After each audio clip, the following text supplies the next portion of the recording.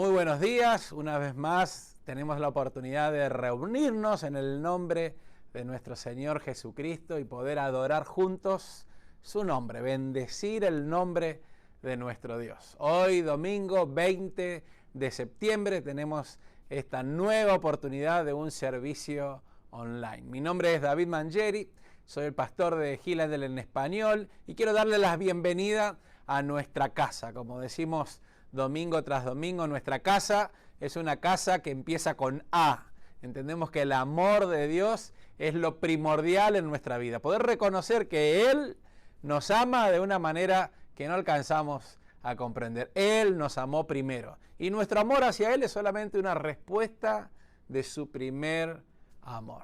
Debemos amar a Dios por sobre todas las cosas y también extender nuestras manos, nuestro amor hacia el prójimo.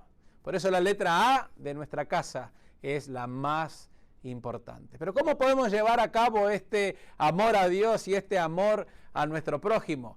Creciendo más, sirviendo más y alcanzando más. Esa es nuestra casa. Crecer más, amar más, servir más y alcanzar más con el amor de nuestro Dios. Hoy domingo 20, una nueva oportunidad de este tiempo de servicio online, así que te voy a invitar a que busques tu Biblia allí en el Salmo 117. Un salmo muy cortito, solamente tiene 2 versículos y que seguramente si tienes algunos años en la iglesia ya te lo habrás aprendido de memoria. Es muy, pero muy breve. El Salmo 117. Les invito a que busquemos juntos la palabra de Dios, que leamos juntos la palabra de Dios y poder de esa manera comenzar este tiempo de adoración a este único y verdadero Dios que siempre permanece fiel con todos nosotros. Salmo 117. Alabad a Jehová, naciones todas, pueblos todos, alabadle, porque ha engrandecido sobre nosotros su misericordia. Y la fidelidad de Jehová es para siempre. Aleluya. La fidelidad de Jehová es para siempre. Invito a que inclinemos nuestros rostros, podamos tener una oración y poder entonces alabar y reconocer la fidelidad de nuestro Dios para siempre, para todos nosotros. Oramos.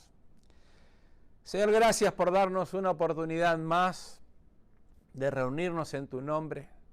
Queremos dedicar este tiempo para exaltar tu nombre, reconocer que no hay otro Dios como tú. Reconocer y levantar nuestras voces diciendo que tú has sido fiel en todo tiempo con cada uno de nosotros. Gracias porque durante este tiempo de pandemia hemos podido ver tu mano poderosa en nuestras vidas, tu mano poderosa alrededor nuestro con nuestros seres queridos y por cada uno de aquellos que hemos intercedido en oración. Señor, hemos visto tu mano obrando alrededor nuestro. Por eso, Señor, recibe tú toda la honra y toda la gloria, el único que es digno de recibir toda la alabanza. Señor, aquí nos reunimos de distintos pueblos, de distintas naciones, a alabar y bendecir tu nombre. A levantar nuestras voces en alabanza diciendo, la fidelidad de Jehová es para siempre. Gracias, Señor, por habernos dado la oportunidad y cada experiencia día a día de comprobar que tu palabra es verdadera. Tu fidelidad es para siempre.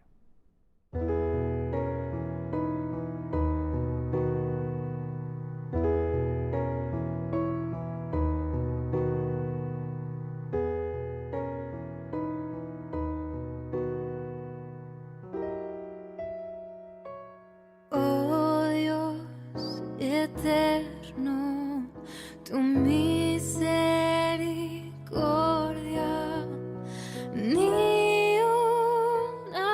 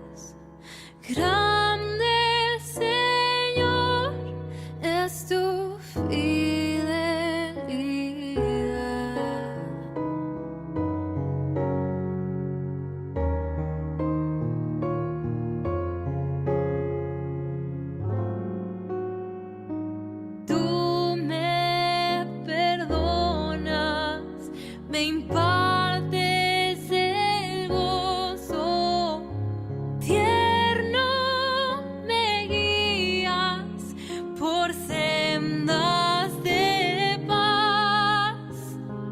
Eres mi fuerza, mi fe y mi reposo. Y por los siglos mi Padre serás. Oh, tu fidelidad, oh, tu fidelidad, cada momento la veo en mí. Nada me falta, pues todo provees. Grande, Señor, es tu fidelidad.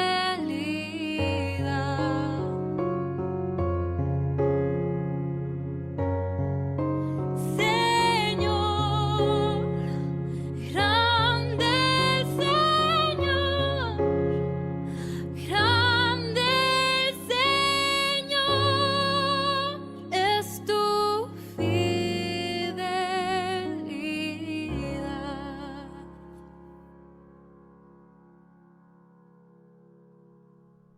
Qué bueno es poder confiar en la fidelidad de Dios, porque su palabra nos dice que su fidelidad es para siempre. Cuando ponemos nuestras miradas en la fidelidad de Dios, podemos pasar por cualquier circunstancia difícil y la fidelidad de Dios es la que nos sostiene. Cuando nuestra mirada está puesta en las circunstancias, muchas veces nos quedamos envueltos en ella, nos quedamos allí, no podemos salir y cada vez bajamos más la cabeza y nos encerramos en nosotros mismos. Pero si elevamos nuestra mirada a la fidelidad de Dios, si nuestra confianza está en Él, podemos superar cualquier situación. Y tenemos también la oportunidad de ayudar a otros. De eso es lo que vamos a estar hablando el día de hoy. ¿Cómo ayudar en tiempos de dolor? ¿Cómo ayudar en tiempos de enfermedad? ¿Cómo ayudar en tiempos de muerte? ¿Cómo ayudar en un tiempo de crisis?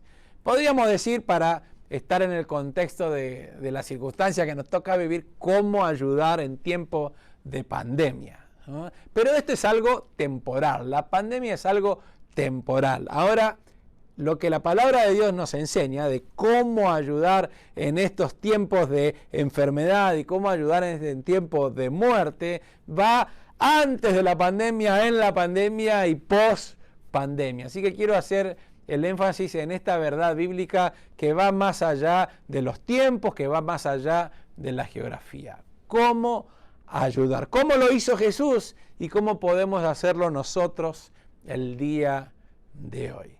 Vamos a estar leyendo, así que busque allí en sus Biblias Lucas capítulo 7. Hoy comenzamos el capítulo 7. Este capítulo tiene 4 historias. Hoy, por una cuestión de tiempo, vamos a leer solamente 2 de ellas, donde vamos a encontrar la manera en la cual Jesús actúa. Y nos vamos a encontrar allí cómo Jesús queda admirado por la fe de una persona. Y en la otra historia vamos a ver cómo Jesús es conmovido por el dolor de una persona. Estas 2 historias son las que vamos a estar viendo el día de hoy. Así que abra sus Biblias, Lucas capítulo 7, vamos a estar leyendo allí los primeros versículos del 1 al 10 y después del 11 al 17. En el capítulo 4, para que podamos entrar todos en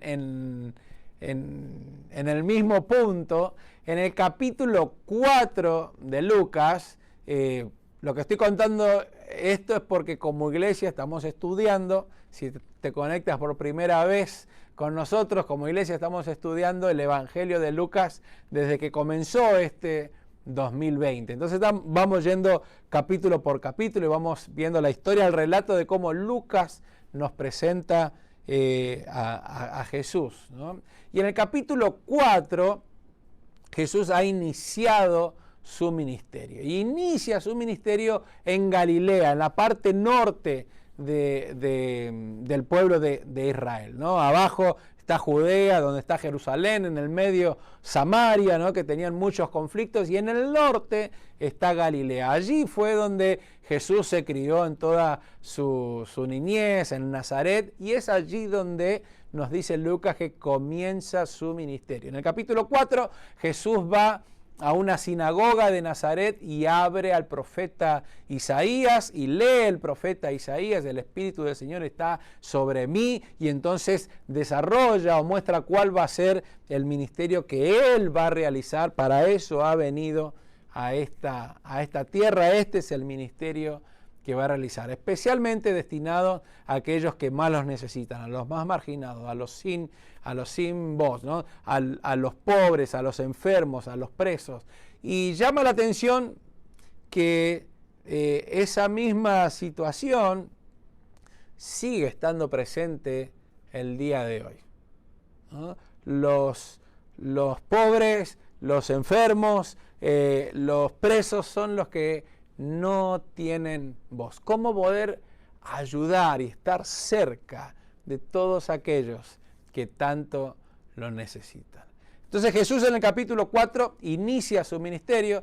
Los primeros versículos hablaban de su nacimiento, del nacimiento de Juan el Bautista, ¿no? Pero en el 4 inicia su ministerio. En el capítulo 5 vemos que Jesús realiza allí algunas sanidades y comienza a buscar y a elegir y llamar a los primeros discípulos. Hay cinco de los discípulos que están allí relatados en el capítulo 5, ¿no? En el capítulo 6 vamos a encontrar que Jesús tiene una confrontación con los líderes religiosos, con los fariseos, que se oponían a que Jesús haga el bien en un día de reposo, ¿no? Y Jesús deja en claro que Él es Señor del día de reposo. Después Jesús sube a un monte a orar, pasa toda la noche orando, y luego de pasar toda la noche orando, elige a sus 12 discípulos, aquellos que después va a llamar apóstoles, baja con ellos y se encuentra con una multitud en una parte llana, en una parte plana, y allí entonces dedica este sermón de la llanura. Durante los últimos 4 domingos hemos estado meditando en este sermón de la llanura, donde termina Jesús contando una parábola acerca de la obediencia y cómo Jesús compara a aquel que escucha la palabra de Dios y la hace, y aquel que escucha la palabra de Dios y no la hace. Lo importante que es la obediencia en la vida cristiana. Y entonces ahora sí comienza este capítulo 7. Después del sermón comienza a ver, cómo es la vida práctica, el ministerio que Jesús lleva adelante. Capítulo 7, versículo 1, leamos juntos la palabra de Dios. Dice: Jesús terminó de hablar con el pueblo y entró en Capernaum. Esa era la ciudad de Pedro, ¿no? Ya Jesús había estado allí antes. Allí había un centurión que tenía un siervo al que amaba mucho, el cual estaba a punto de morir. Recordemos que Lucas es médico, así que estas frases y expresiones que tienen que ver acerca de la salud van a ser muy precisas. No es una enfermedad o una enfermedad ni leve o grave, es a punto de morir. Así que es súper grave la situación de este siervo del centurión. Versículo 3. Cuando el centurión oyó hablar de Jesús, envió a unos ancianos de los judíos para que le rogaran que fuera a sanar a su siervo. Ellos, los ancianos, fueron a hablar con Jesús y con mucha insistencia le rogaron: este hombre merece que le concedas lo que pide, pues ama a nuestra nación y nos ha construido una sinagoga. Se merece, es digno de que le hagas lo que él está pidiendo. Jesús fue con ellos y ya estaba cerca de la casa cuando el centurión envió a unos amigos suyos para que le dijeran a Jesús: Señor, no te molestes, yo no soy digno de que entres en mi casa. Ni siquiera me consideré digno de presentarme ante ti. Pero con una sola palabra tuya, mi siervo sanará. Yo mismo sé lo que es estar bajo autoridad y lo que es tener soldados bajo mis órdenes. Si a uno le digo, ve allá, él va. Si a otro le digo, ven acá, él viene. Si a mi siervo le digo, haz esto, lo hace.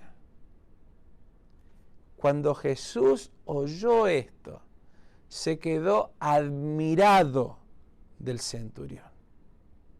Se volvió entonces a la gente que lo seguía y dijo: quiero decirles que ni siquiera en Israel he hallado tanta fe. Los que habían sido enviados por el centurión, ¿no?, regresaron entonces a la casa y se encontraron con que el siervo estaba completamente sano. Las dos descripciones médicas de Lucas, ¿no? Estaba a punto de morir y ahora está completamente sano. Bueno, hasta allí vamos a leer esta primera historia que nos habla de este centurión, que llama mucho la atención, lo bueno que era como persona y lo bien que hablaban de él, tanto los judíos como los amigos a los que envían en segundo término, ¿no? No hay nada mejor que el que otros hablen bien de uno. Uno podría halagarse a sí mismo y la verdad que carece de valor, aunque sea todo cierto lo que uno diga de sí mismo. Tiene mucho, mucho más valor cuando otros hablan bien de nosotros, como en este caso, el caso de este centurión.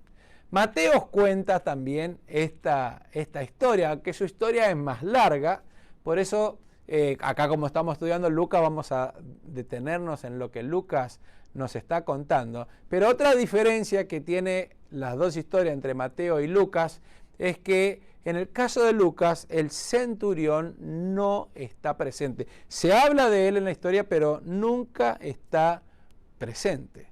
Ese es un detalle muy, muy, muy interesante. Como que Jesús no se encuentra cara a cara con el centurión, no lo conoce cara a cara al centurión y tampoco conoce cara a cara al siervo al que iba a ir a sanar, porque ni siquiera fue hasta aquel lugar. Así que este centurión no se encuentra presente. En un primer momento envía a los ancianos de los judíos a que puedan rogar a Jesús que vaya a sanar a su siervo que está enfermo. Llama mucho la atención, como dije hoy, lo bueno de este centurión. Que se lleve bien y que tenga una buena relación con el pueblo judío, ya era algo notorio. Un soldado romano que se lleve bien con un judío era muy difícil. Sabemos, ¿no?, que el judío despreciaba a los gentiles,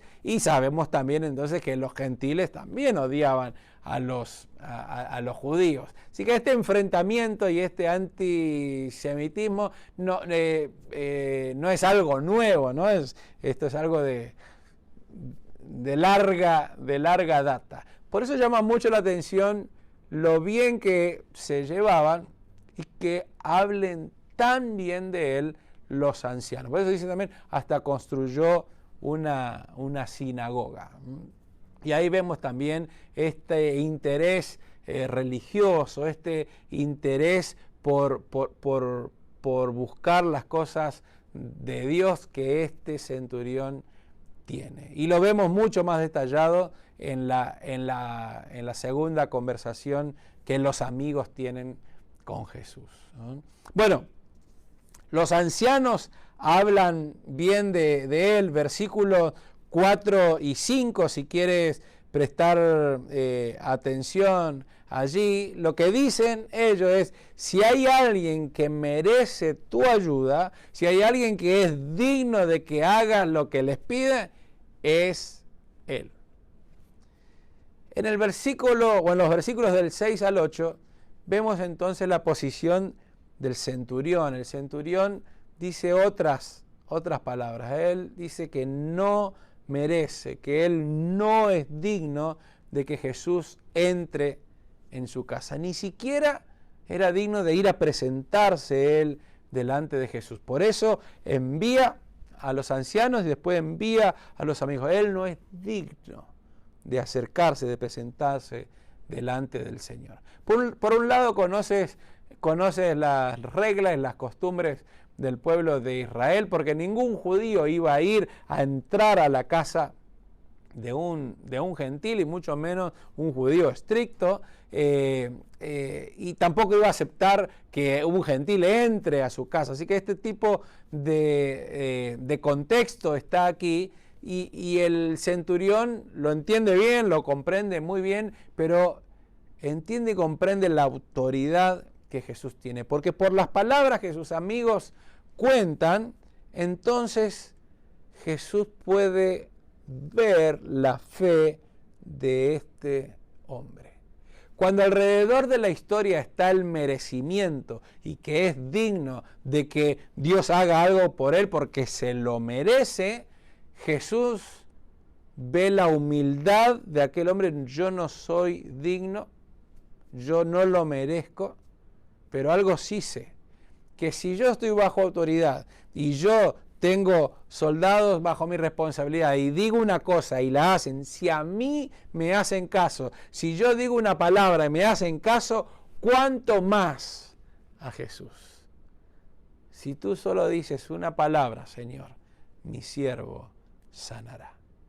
Esto fue lo que admiró a Jesús, lo dejó admirado, a tal punto que dice que se detuvo y levantó la voz para que todos escuchen,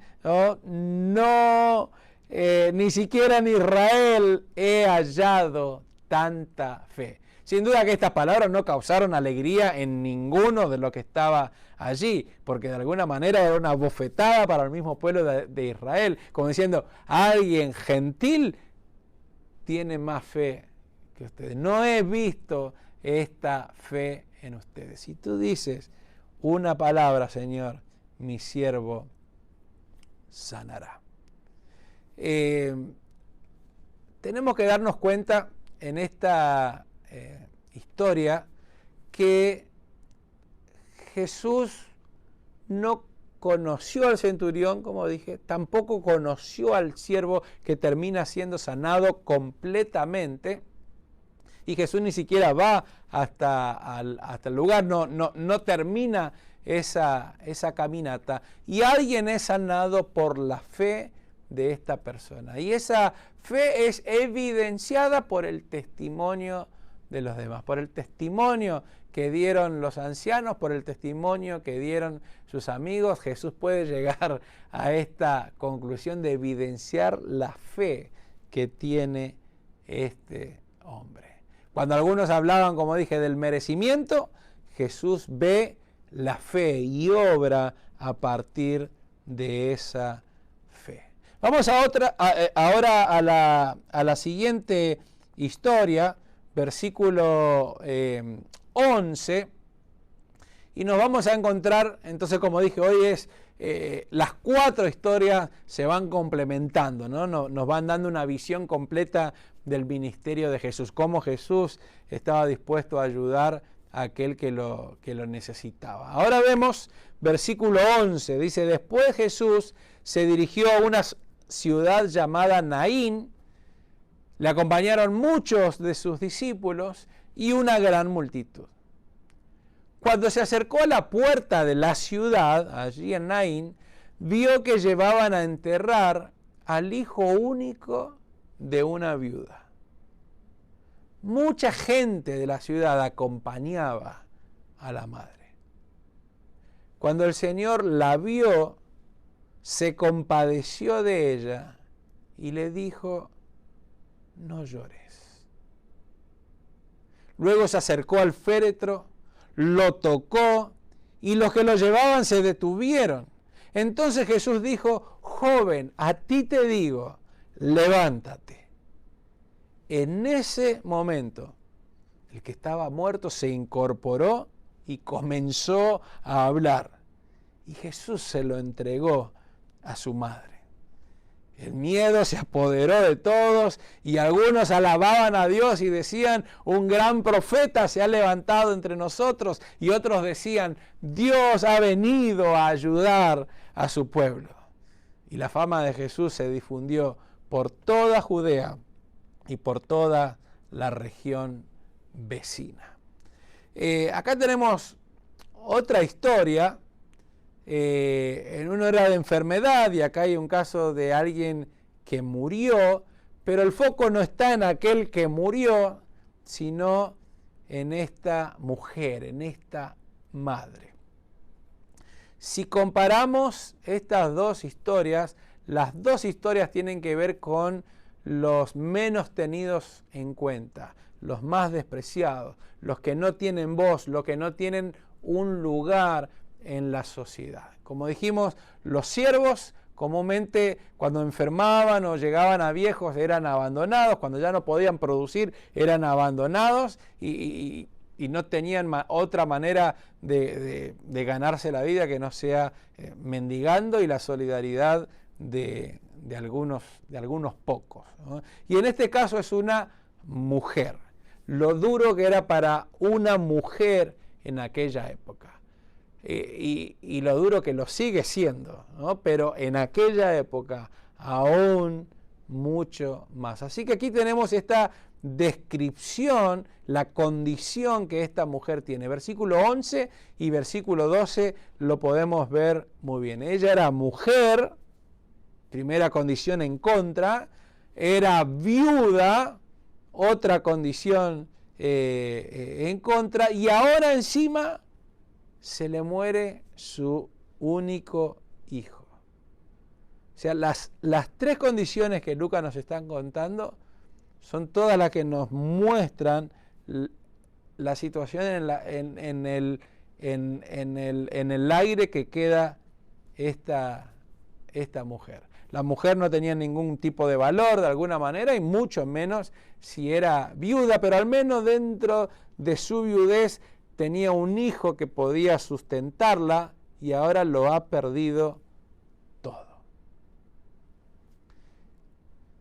En el versículo 13 podemos ver la manera que Jesús se acerca a esta mujer.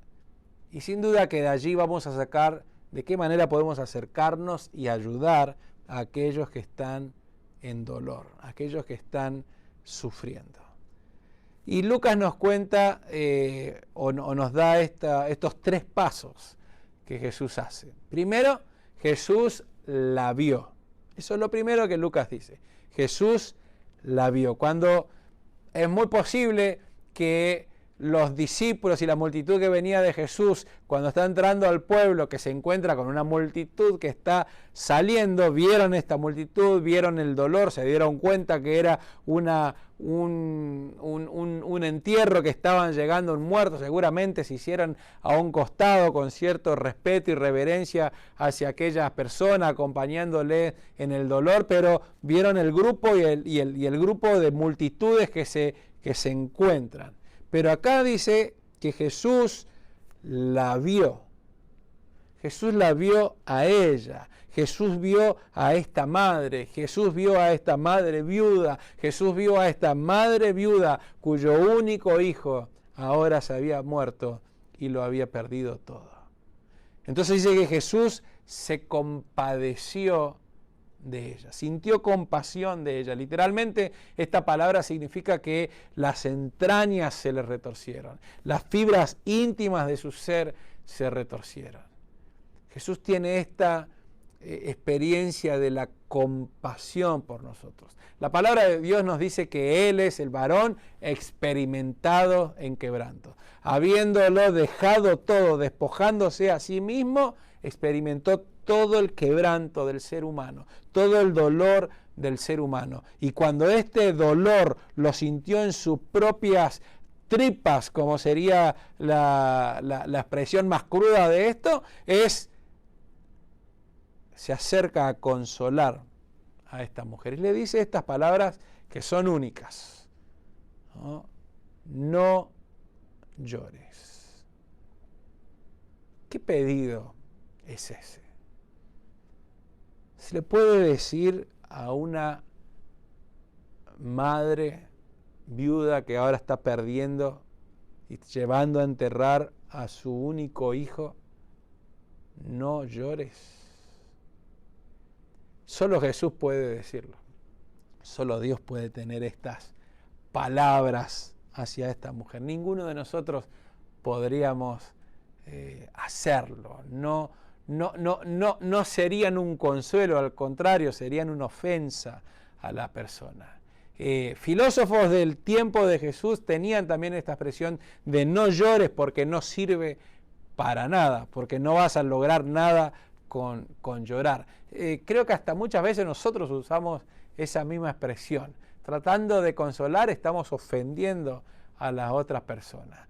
En alguna oportunidad también me ha pasado con algunas de mis hijas, cuando por ahí lloraban por algo, bueno, seguí llorando que no vas a lograr nada. Y después de decirlo, uno se da cuenta, ¡qué bruto!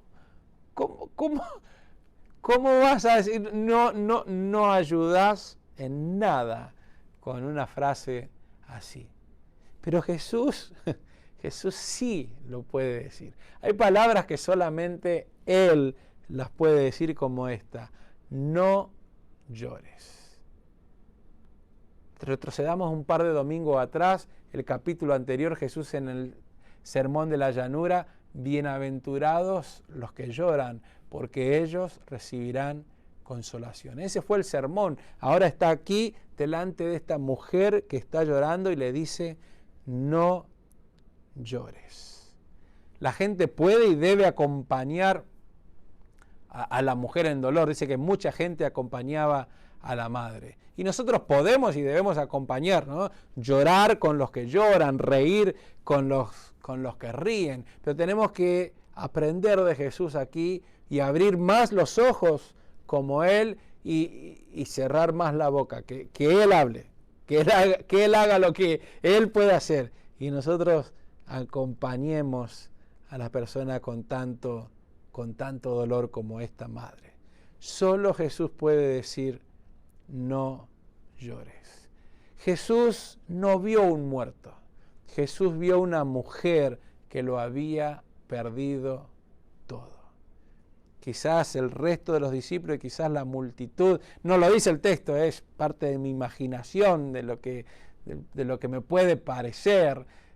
Quizás vieron el contexto del muerto, vieron al muerto, pero Jesús vio el dolor de esta mujer que lo había perdido todo.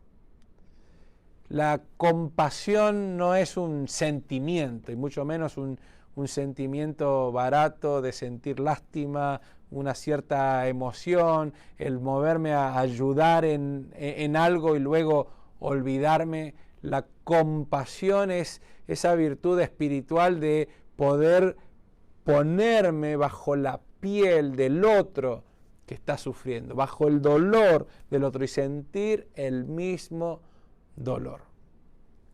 Es prácticamente un imposible para nosotros. Pero Jesús nos está mostrando de cómo hacerlo y cómo nosotros, quienes nos decimos ser seguidores del Señor, también tenemos que actuar.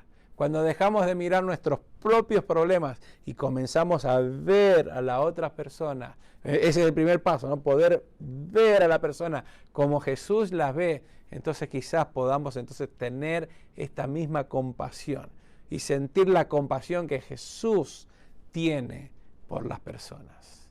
Entonces poder también ayudarles, acompañarles y poder consolarles.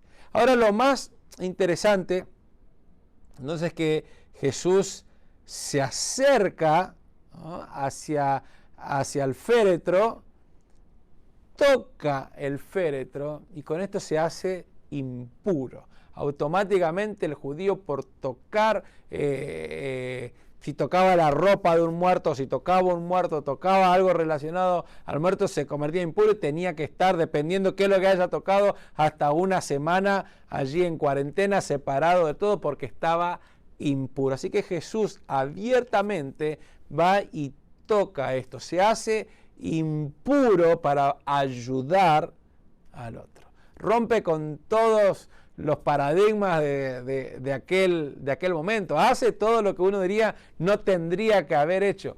Jesús lo hizo. Y lo hizo abiertamente. Y dice, tocó el féretro, se detuvieron y entonces dice aquellas palabras. Joven, a ti te digo, levántate. Y aquí podemos entonces comparar otra vez con el pasaje anterior que leímos, con la historia anterior del centurión y del siervo.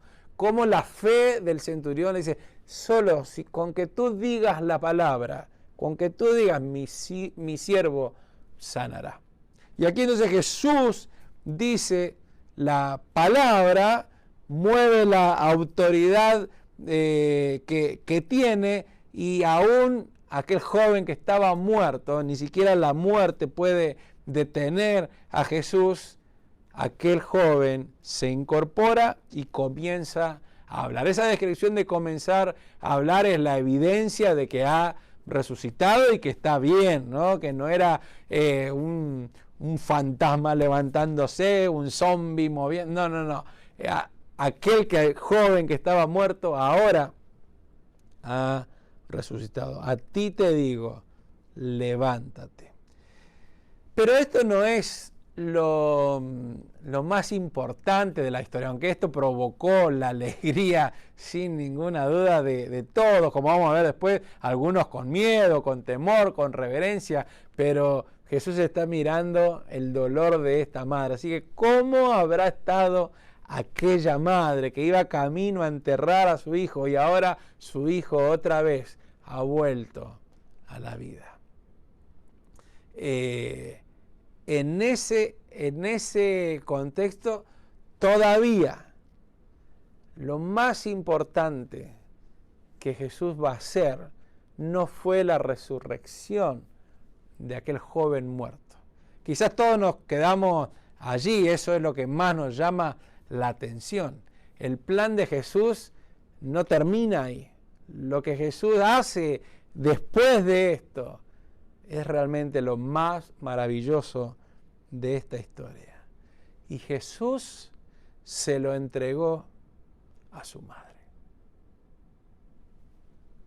Por eso Jesús le había dicho, no llores. No llores. Porque Él tiene esta capacidad de poder cambiar ese llanto en una verdadera alegría, en un verdadero gozo, en tener otra vez lo que ya había perdido, lo vuelve a tener, lo vuelve a recuperar. Ahora, nadie había intercedido por aquella mujer. Nadie le había pedido a Jesús que obre a favor de aquella mujer. En el caso de la historia anterior, los ancianos rogaron por aquel siervo, por el cariño que le tenían al centurión. Después los amigos, o sea, había quienes intercedieron, le pidieron a Jesús por aquel siervo que necesitaba sanidad. Pero aquí nadie intervino por esta mujer. Y de todas maneras, Jesús obró. Jesús tomó la iniciativa y se acercó a ella. La vio, se compadeció de ella y la consoló. Aquí vemos cómo Jesús tiene la autoridad en todas las cosas. En la historia anterior, cuando se hablaba de merecimiento, Jesús se podría haber opuesto, habría dicho esto no es así. Como silencia, acompañó a aquellos, fue con ellos y después resaltó la fe en la autoridad de Jesús que el centurión tenía. Acá vio el dolor, se compadeció de ella y obró a su favor. Jesús se lo entregó a su madre. Y entonces viene, como dice el versículo 16, la reacción de la gente. Había temor, había miedo. La palabra que usa es fobo, que es de la fobia. Así que esto también provocó la alabanza, el glorificar a Dios. Y algunos decían, Dios ha visitado a su pueblo. Dios ha visitado a su pueblo. Podían darse cuenta que algo maravilloso estaba delante de ellos.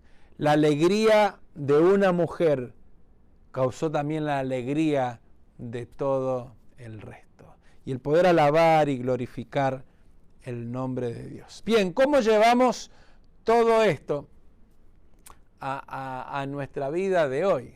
A nuestras situaciones y circunstancias que nos tocan hoy o que nos pueden tocar en cualquier otro momento de nuestras vidas. Primero, recordar constantemente que la autoridad la tiene Jesús, que Él es la autoridad, que no se obra por merecimiento, sino por la fe y por la compasión de Jesús. Por aquellos que interceden como respuesta a una intercesión, pero también por la compasión y el amor que Dios tiene por aquel que está en dolor. Si hay alguien en el cual Dios está interesado, que está por todos nosotros, toda su atención está especialmente con aquel que no tiene voz, que está sufriendo quizás en el propio silencio, aquel que se cree que nadie sabe de él, que nadie le conoce, que nadie puede acompañarlo, que nadie le puede comprender. Jesús sí lo puede hacer y lo hace como lo hizo con esta mujer. A nosotros nos toca pedirle a Dios que podamos ver como Él ve a las personas.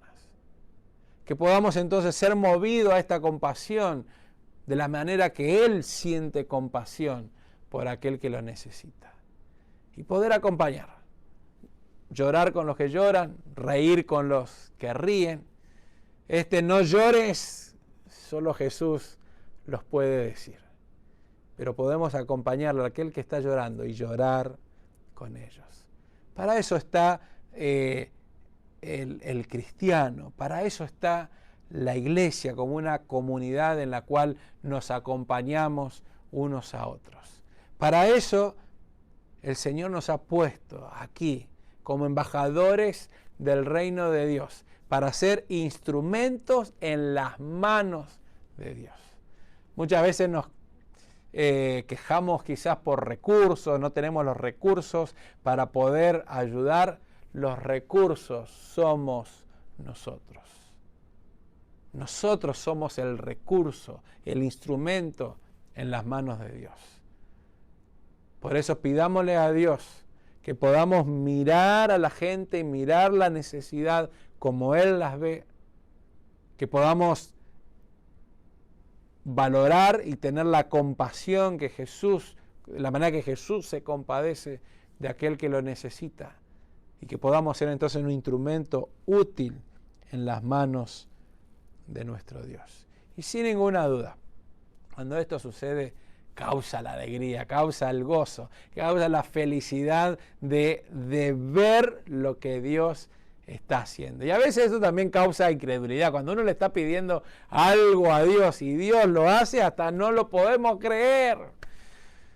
Como pasó ahora el día viernes, compartíamos con los hermanos cuando nos reunimos a orar por la mañana, bueno, mejor dicho, con las hermanas, ¿no? Que la gran mayoría son hermanas. Que Dios bendiga a todas las mujeres que con tanto esfuerzo lo continúan haciendo, cuando siguen teniendo en muchos casos, aún sufriendo como en el tiempo de esta historia, ¿no? Pero allí en este tiempo de oración con las mujeres yo compartía una necesidad que me habían hecho llegar, y cuando la estaba compartiendo inmediatamente comenzaron las respuestas de cosas que ya habían sucedido antes. No era la voluntad del momento, sino lo que Dios ya había hecho antes. Y miren, hermano, yo ya tengo esto que me han dado. Hermanos, podemos comprobar, podemos tener total certeza, como dice la palabra de Dios, antes que nosotros pidamos algo, Dios ya está obrando. Antes que salga la palabra de nuestra boca, Dios ya está obrando, porque Dios ya la conoce y porque Dios toma la iniciativa. Gloria a Dios por aquellos que podemos interceder por otros, quizás por nuestros seres queridos, por nuestra familia, por nuestros vecinos, por nuestros compañeros de trabajo o por todos aquellos que lo necesitan y que quizás no tengamos la oportunidad de estar en contacto con ellos, pero sí podemos orar. Dios nos ha dejado el recurso de la oración. Dios nos ha dejado el recurso justamente de lo que somos, la iglesia del Señor, el poder ser instrumentos en las manos de Dios para que en este obrar los demás puedan glorificar el nombre de Dios. Yo no sé si el día de hoy estás pasando alguna dificultad, algún dolor, si has perdido a un ser querido y estás en este tiempo de dolor, de llanto, de angustia. Quiero que sepas con toda la seguridad, como la palabra de Dios lo afirma y como lo hemos leído el día de hoy. Así como Jesús vio a esta mujer, Jesús te ve en medio de tu necesidad. Esta necesidad de este momento, Jesús te ve en ese lugar y Jesús se compadece de ti, Jesús te acompaña y te consuela. La palabra consuelo es estar al lado de.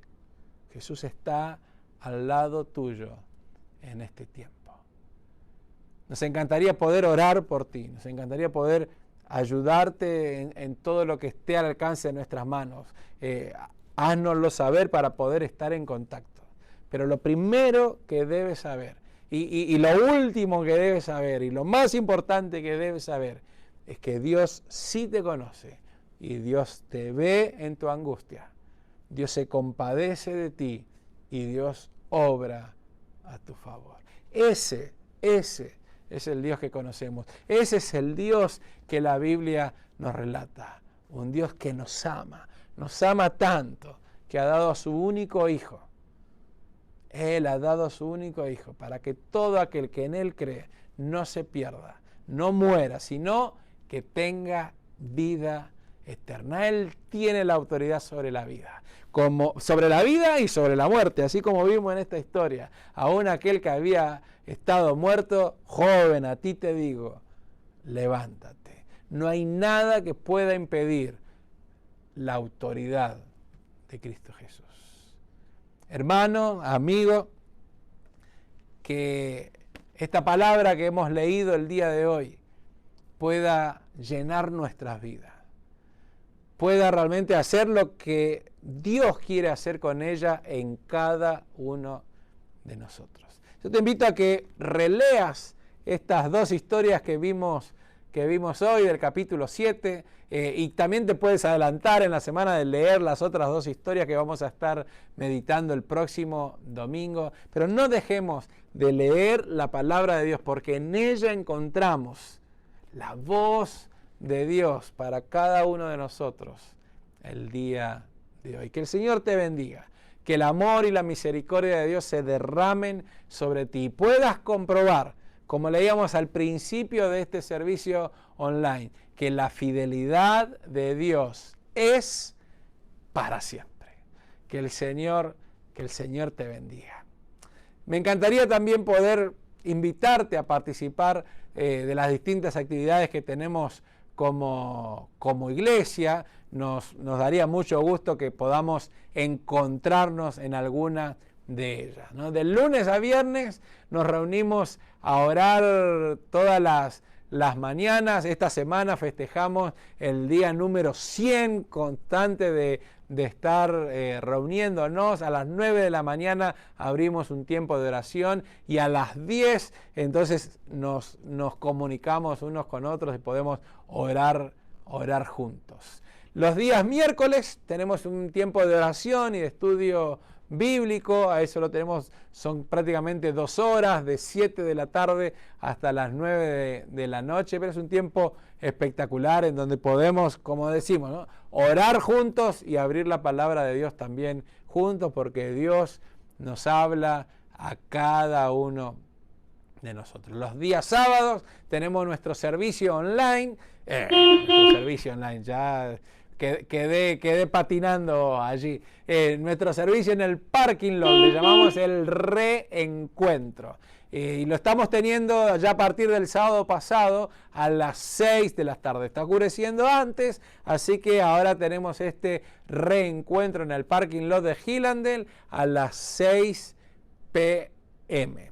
Y no te olvides de poder visitar también la página web. A todos los que son papás, mamás, puedan visitar la página web. Allí hay muchos recursos para poder trabajar con nuestros hijos en este tiempo. Recursos para ayudarnos en la parte educativa de este tiempo que ya han comenzado las clases. Recursos para poder ayudarnos a administrar mejor el tiempo de cómo hacerlos. Y recursos también para poder acompañar en el discipulado de nuestros hijos. No importa la edad, hay recursos para todas las edades de nuestros hijos. Así que no dejes, papá, mamá, no dejes de visitar la página web para tener estos recursos a tu mano. Y los días domingos, como cada domingo a las 11 de la mañana tenemos el tiempo del cafecito y a las 11:45 nuestro servicio online como el día de hoy. Bueno, nos encantaría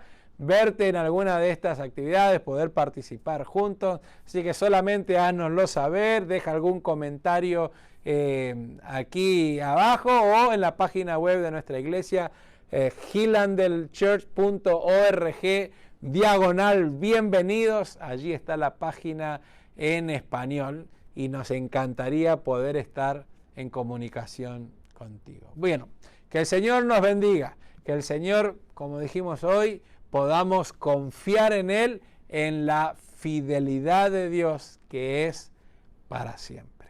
Que el Señor te bendiga. Chao, chao. Hasta la próxima.